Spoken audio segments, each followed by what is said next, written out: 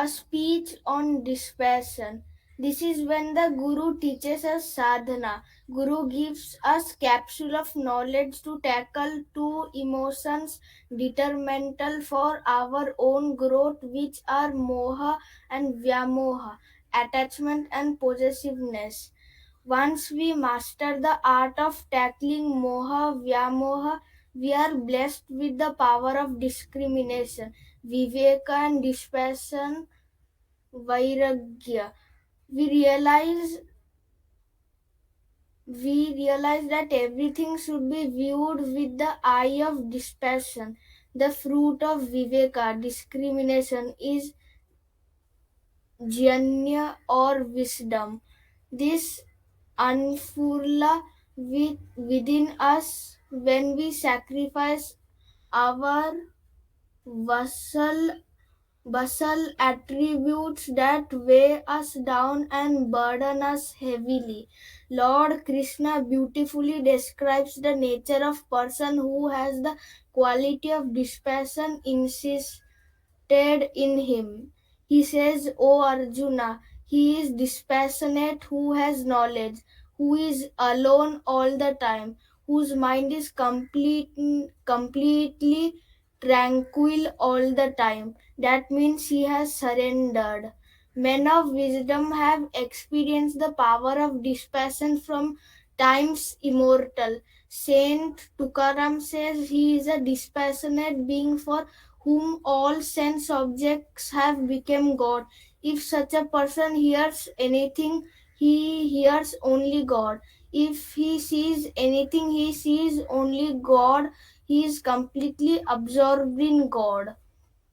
God is the only thought, speech, action, sight, touch. He sees God above him, below him, around him, and in each and everything. That means his self becomes effulgent, fragrant, because he has broken all his worldly attachments to the humankind.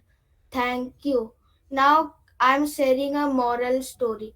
Once a businessman went overseas to start a business abroad. He worked very hard and his business prospered very well. He made lots of money. He bought lots of gold and precious gems. He finally decided to return to his native country. He collected all his gold and other valuables in a huge suitcase and traveled by ship to his land.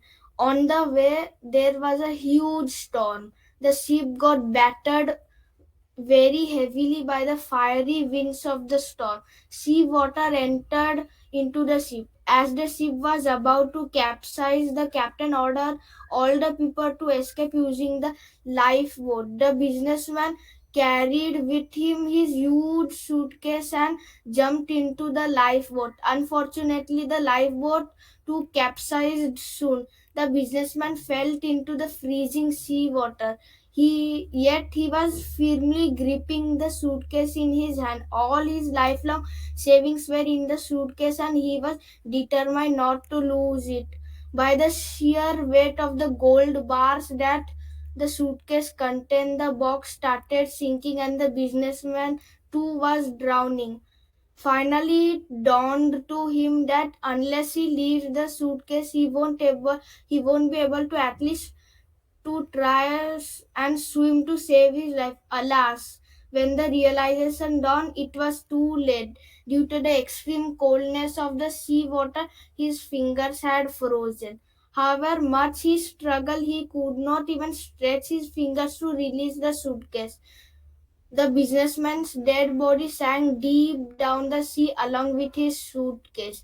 So, the moral of this story is that we always have to be dispassionate, otherwise, we will have to face a lot of consequences in our life. Thank you. Yes, Pratyush.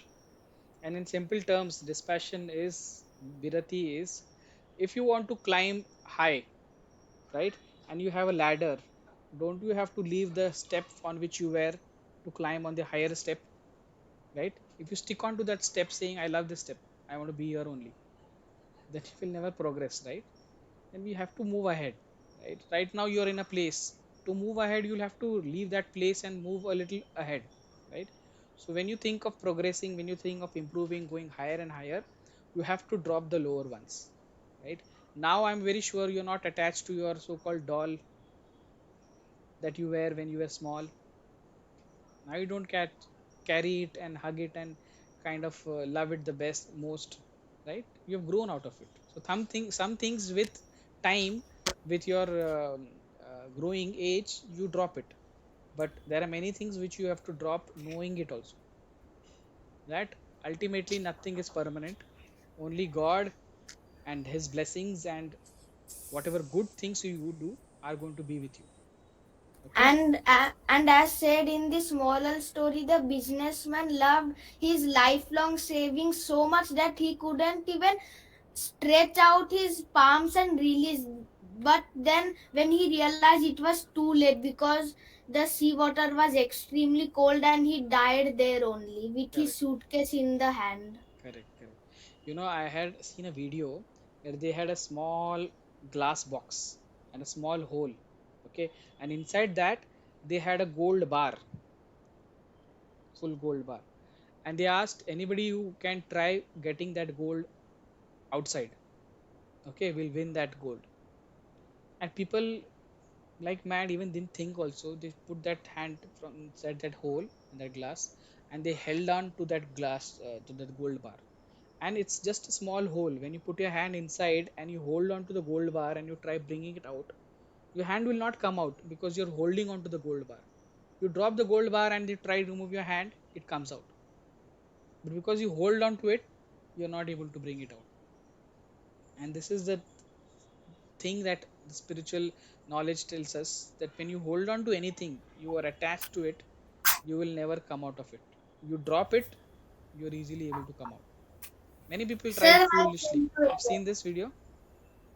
Yes. Okay, so with that, we are coming to a close of today's session. Two more people have to do it. They will do it next week. Atharva and then I heard even Adrit couldn't make it for today's Balvihar. He had some program. So next week we'll have these two people's videos, and then finally we'll have the final video of each one of you presenting it. Okay. Bhaiya, So all it of you all has did been it well. 2 hours. Yes, yes, yes. We took almost 2 hours, but it was nice, fun, and Yeah. so nice to see each one of you presenting your part, right? And let us all offer it to the Lord, and let us learn to be that. And one more secret. Once there was a king who owned so much of property, gold, silver, diamonds, and everything, and he had three wives. Okay, and he asked each one of them, "What do you want?" First wife said, "I want gold, that all that gold that you have." The second one said, "I want all the diamonds that you have." The third one said, "I want only you, king." Now the third one, along with the king, got everything else, right? Whatever the king owned, right? The same is with this Vibhishan Geeta also. You have one value, all other values also become a part of it. Haven't you seen each of your presentations? You were referring to other values also. You need to have patience, Yes, sir. brother. In my presentation, I was referring to discrimination Ah, Vivek sometime. also. So you have one value, all other values also follow it. So you get all of them. It's like a bonus. Okay.